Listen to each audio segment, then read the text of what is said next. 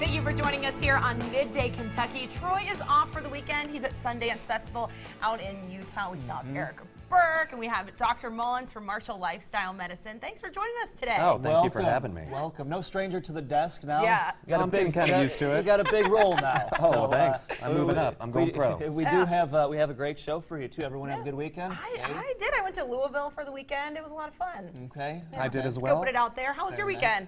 Great. I was in Napa Valley for the weekend. Got some good wine tasting. Things went nice. just fine. I had a great experience. Everybody, if you've never been there, you should try it. A man that loves wine, ladies. It makes my weekend seem boring, just kind of fighting a cold and had a little hockey last night. I know, it's that time of year, the up and down. I bet mine was worse. I'll just put it that way.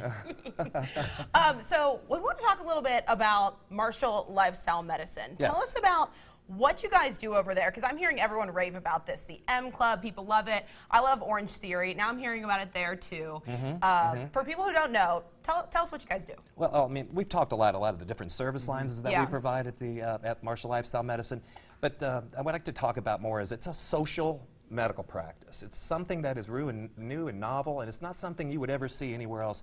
Lexington, probably anywhere in the country. Okay. So we have a big medical practice where we focus on things that make people look and feel better, but we also incorporate a social aspect to it. We have an adjacent event center that we call the M Club, where we do a lot of events. We try to make it very fun. We try to have a lot of bands and events and such like that, and I think we'll talk about that. Yeah, I think that's what everyone is saying. You have to check out the M Club. Whatever you need, you'll feel better. People love the hydration treatments that you offer. You have so many different options. But you have something coming up this week where people can kind of get a peek into the services. What's going on Thursday? Well, although the actual event is related to our aesthetic rollout, we have a brand new physician's assistant that we just hired to do our aesthetic services. And that's some of the best before and after work that I've seen on Instagram. Well, she's fantastic. Your wrinkles will disappear. Yeah, she's fantastic. And she's natural, which is what people are really after. Yeah. But associated with that event, we're going to have a lot of other opportunities for people to talk about some of the other service lines that we're providing. There's going to be music. There's going to be some drinks, some cocktails. It's a really good time, and I think it'll give people an overall concept of what social medicine can be. And not socialized medicine. Laid back atmosphere, you fit in, everyone's in the same boat, you know, hanging out, having a good time. Absolutely, and a lot of our patients know each other. He's socially out in the community and such, and I think it's something, I think we reached the goal that we were after, which is to create something that did not exist. And I would encourage everybody to try to come out this Thursday. I think you'll have a great time, even if you're not interested in aesthetics. I think you'll get a good chance to see what we actually do. And not the easiest thing to do is to start something from scratch that's kind of a new concept, but you have to take the risk, and now you're benefiting, and so is everyone else. Yeah, and that's really taken off. It looks like a luxury spa on the inside, but you can get these wonderful treatments and everything. Well, you know, I posted a thing on Facebook the other day that it said, people made fun of me when I said we were going to open this. They did. I got a lot of people saying, why are you doing something like this? But 2.5 years later, I'm proud of it. Set your dreams high. Yeah.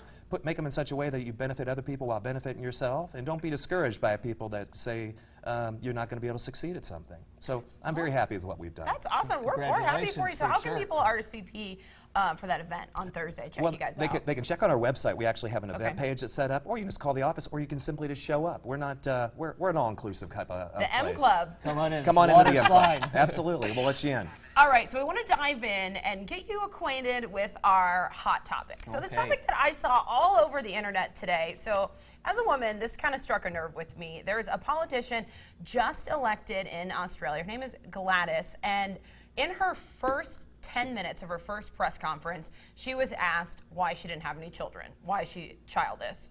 And then a lot of people, of course, uproar, saying a man would never be asked that as soon as they're elected to office. And it kind of made me think, is there a double standard here where women, if you're 50 and maybe successful in your career, or you just don't want children, are you scrutinized more than a man that age that doesn't have children? And what do you guys think from your male perspective? First, I'm going to question the journalism. Why Who would you has ask that that? as number Yeah. one? 10 minutes into this person being elected, taking their office. It's not about her policy. It's not about her beliefs or thoughts or what she's going to change. It's just, why do you not have kids? That doesn't make sense to me alone. But yeah, I think there is, unfortunately, more pressure on women than there is men. And I don't know why, but that's just kind of the vibe I get.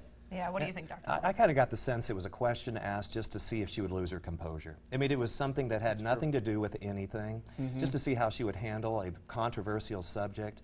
that even for a man to be asked that question, it would be kind of insulting. Yeah. But I do think there's a double standard associated with that. But particularly women that are successful, that have devoted a good deal of time to their business, and maybe they do or do not want kids. What difference does it make?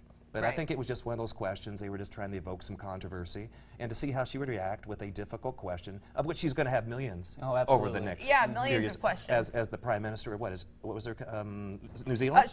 In Australia. So too bad Troy's not here for the Australian input. But I love seeing that, a woman elected to high power, and let's just talk about the issues. So absolutely. We'll see. Breaking some barriers there. Now, Eric, your moving topic, I'm really... a lot of us are interested in this. Good Morning America this morning did something called the Snoring Wars. It's going to be a series, and they're going to talk about it each and every morning, usually around the 9 a.m. hour. Okay. And it said that 90 million Americans snore, and a lot of that has a relationship effect, or a negative effect on your relationship with your spouse, because they lose sleep when you're snoring. I can believe it. Well, we're all nose single, so and a deviated septum later. But I mean, it's obviously a bigger medical issue that can be serious if not taken care of. Just snoring and the indication of it, correct? Yeah. Well, I saw that segment on Good Morning America, and it is true. I think it does alienate some partners, and it really affects their intimacy. But from a strictly medical standpoint, it's one of the first questions that I ask, because it's probably one of the most undertreated medical conditions in the United States and probably across the world. It has serious health consequences as you get older if it's left untreated. Wow. And it's something I think that conventional medicine really doesn't do a very good job screening for.